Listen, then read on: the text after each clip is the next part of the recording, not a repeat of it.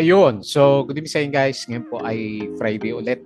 August 14, 2026. So, daming sumipa na stocks natin ha. So, naggalawan sina etong sina Ayon at saka si Tech natin. Puro breakout tong mga pag-uusapan natin na stock. So, kung sino pa yung nasa taas, sila pa rin yung umakyat and then yung mga nasa baba ng stocks natin. Hindi gumagalaw. Ayan. Congrats na lang po kung meron ka nahuli sa mga stocks natin na to kasi malalaki po yung kanilang galawan naman. Okay? So, nag-close yung index ng 6,297.3. Up tayo ng malit lang, 0.14% pero net foreign sale pa rin tayo ng 180 million sa markets natin. Pero yun nga, piling-pili yung mga stocks na pinagagalaw ng mga traders po natin. Hindi ko nakita si IMI kasi nandito si Ayot at saka si Tech natin. Tapos biglang nag-breakout din si Bloom kanina. Ayan, kanina umaga din yata to si Bloom natin. FGN, FPH, eto pa rin naman, di ba, yung continuation ng galaw niya kahapon. And then breakout din si AGI po. So sa global markets natin, okay yung galaw. Malakas yung galaw ni US market kagabi. Tapos ngayon mukhang mix yung futures naman natin sa kanya. And then sa European stocks, okay yung galaw ngayon. Tapos sa karamihan ng Asian markets natin, mapula. Sa cryptocurrencies, mahina. Si Bitcoin, 62K na lang yata yun. Tama yung basa ko sa kanya kanina. And then yung ibang mga cryptos natin, medyo mapula din po yung kanilang mga percent loss for today's trading sa cryptocurrency. Okay, so balik tayo dito. Pag-usapan natin si Ionix, sumipa ng 31.29%. O, di ba? So, yun na. Lakas ng breakout ng mga to, no? Pero kahapon, di ba, halos maka-breakout na rin siya.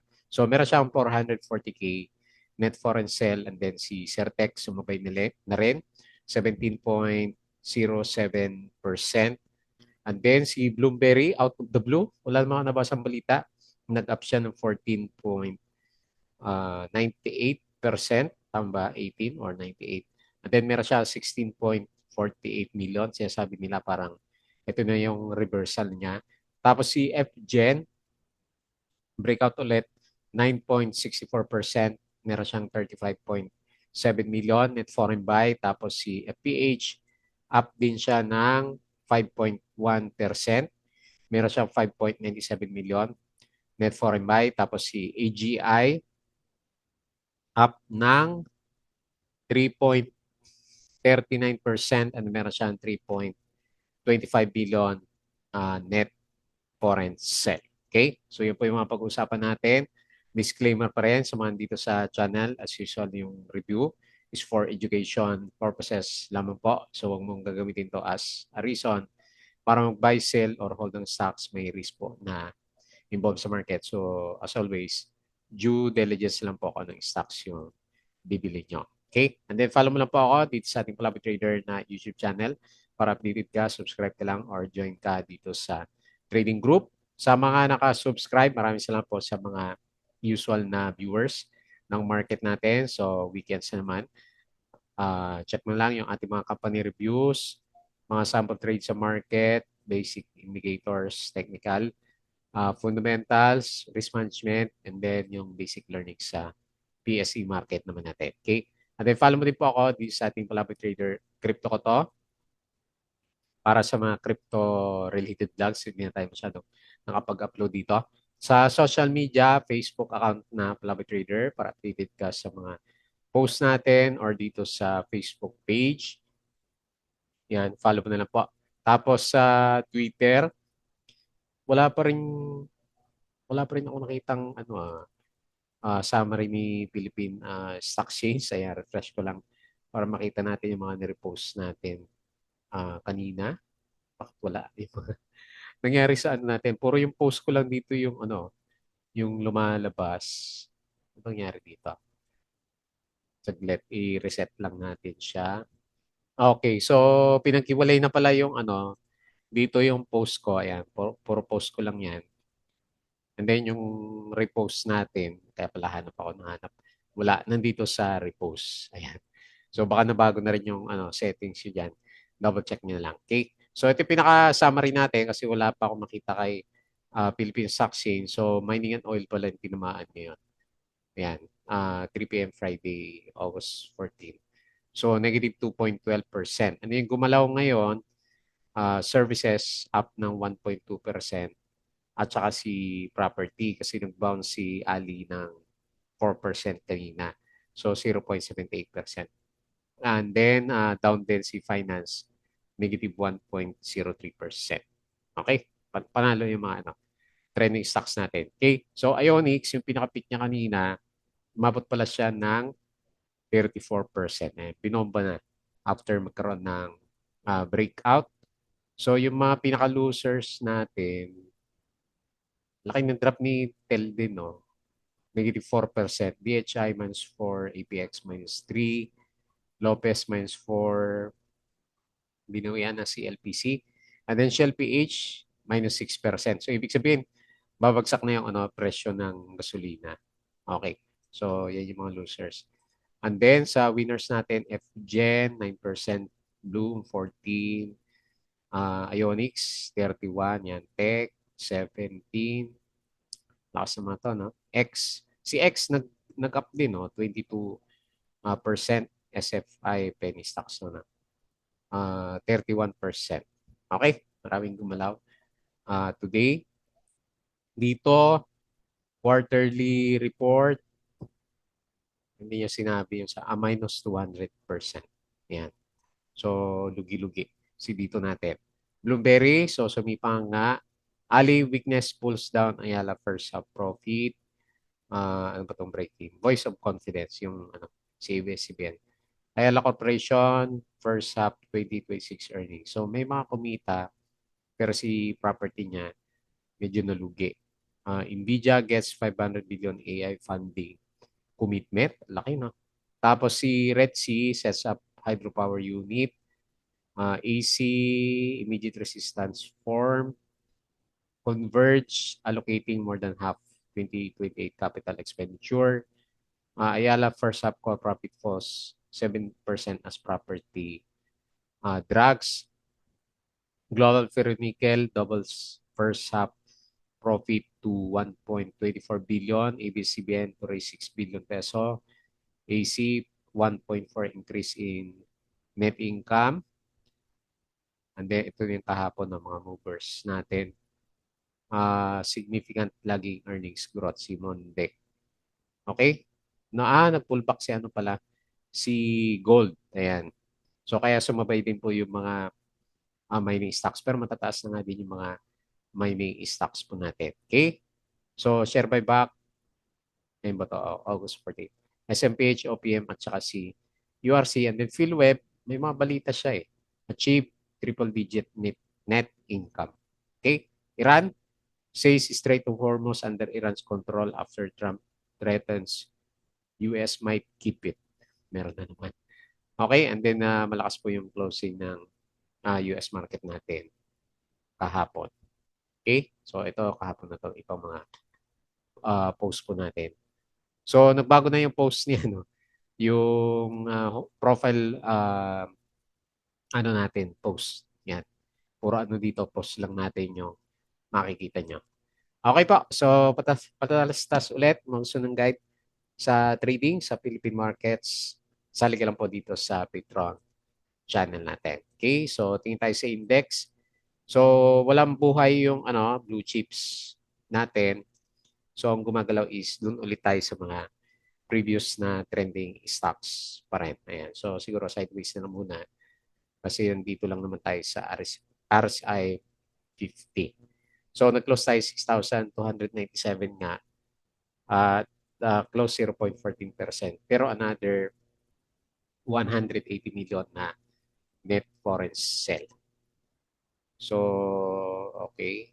FGen, lakas ng galawan. So, yung mga winners natin, si Ionics nga, 31%, X, 22%, si Certec, 17%. Okay, ano ba sabi ko? 17 nga, si Certec. Bloomberry, 14.98, breakout. Si FGen, 9%. Tutuli sa mga overbought natin. Tapos si IACE nakabawi. Oh. Pero si Apple bumagsak eh. So, careful sa mga ano, nag-drop. Tapos si AGI 3.39% plus 2.8%. Okay? So, sa losers natin, si Apple nga, yan, 7%. Hopefully, hindi mabutas yung ano, MA100. Shell PH minus 6%. Sino pa? Si DHI minus 4.94. So, mga mining. Minus 4% si Lopez. Vita minus 3.92. Si APX minus 3.8. FNI minus 3.7. Sino pa? Si PNB nag-drop na rin, no? O pullback, oh. 3% and then top minus 2.31. Okay? So, yun po yung mga movers and losers sa market. So, silip tayo sa US market, mga mix mamaya. S&P futures plus 0.09, Dow futures plus, minus 0.13, Nasdaq futures plus 0.25. So, European stocks, mix, pero mas marami yung verde. And then, Asian stocks, marami yung mapula. Yan. Naglagan din. Tapos sa cryptocurrency, 62.7K na lang si Bitcoin ulit. Ethereum 1.8K, BNB 604, XRP 1, Sol 75, and then Dutch is 0.07 pa rin naman. Okay, so ito yung maglawan sa global markets. Quick review sa trending stocks. Okay, so nahinga natin si Ionix. So kailangan lang talaga malakas yung loob nating pumasok ng mga mga trending stocks natin. Grabe yung sipa. Taas na. Oh. So yung mga losses ng 2019 kinain na ni Ionix. Panalo na yung mga investors natin. Okay, so 2.23 yung pinaka-next na resistance and then pinaka-support level natin is layo ng breakout level pala na ito. Okay, so dito na lang sa 1.6. So overbought, RSI 81.6. Kaya lang ang labanan ngayon sa mga trending stocks, yung mga overbought sila yung pumipitik talaga yung galawan, no? Ang lalaki. So nag-close si Ionix, wala tayong balita dito. 1.93, up po siya 31.29% and then 400K net foreign buy. Okay? Next, Certec, di ba? So may common sa kanila. Technology stocks. So breakout na siya, yung breakout level natin na pinag-uusapan kahapon ba, isang araw.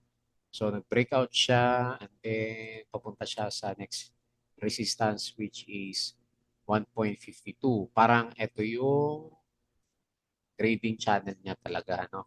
So, ito yung sinundan niya. Yan, no? Okay? So, hopefully, mabot pa ng 1.5. So, nag-close tayo, overbought. Laki na rin na ito, no?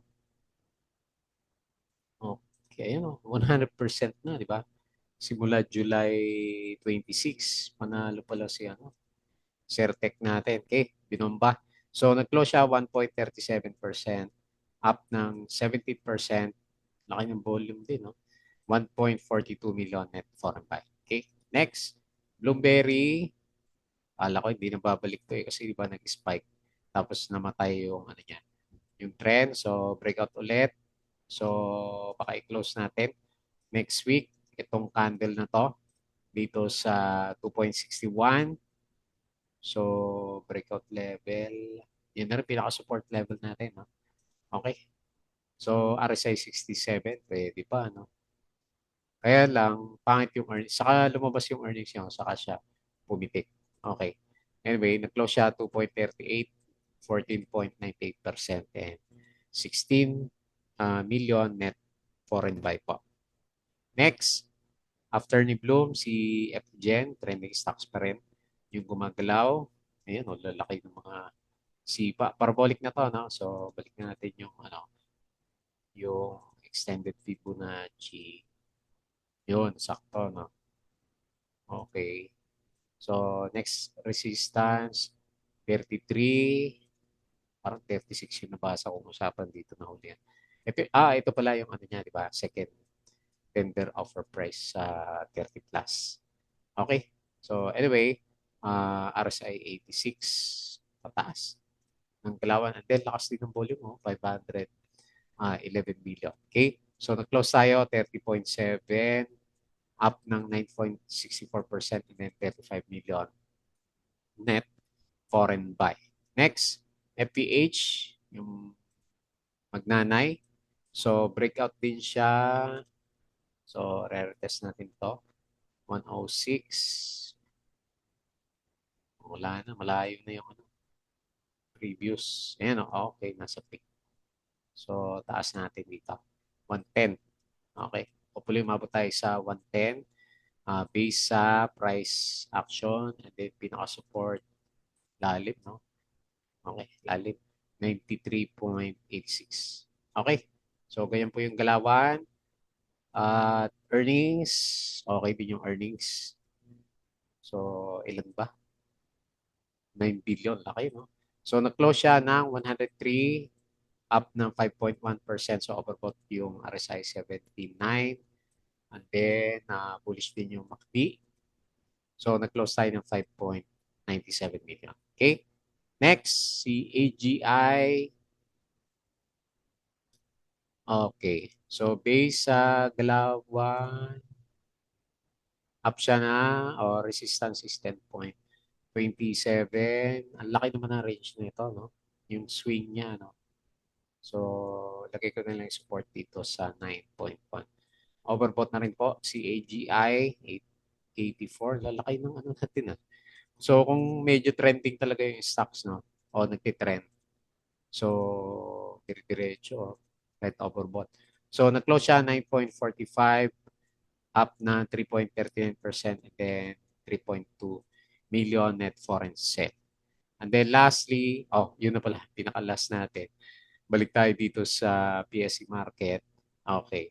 So, blue chips, walang galaw, pero yung nagtitrending stocks or yung mga previous high flyers natin is lumilipad naman yung kanilang galawan. Congrats na lang po ako nandun ka sa mga stocks na yon. So, bakit tayo close? Please don't forget to subscribe ulit dito sa ating Palawi Trader na YouTube channel. Join ka lang sa group. Gusto mo ng guide, crypto to follow mo na lang. Facebook account, Facebook page, Twitter, Patreon sa mga gusto ng guide. Sali lang po sa group natin. Okay? So, yun lang. Maraming salamat. Happy weekends po.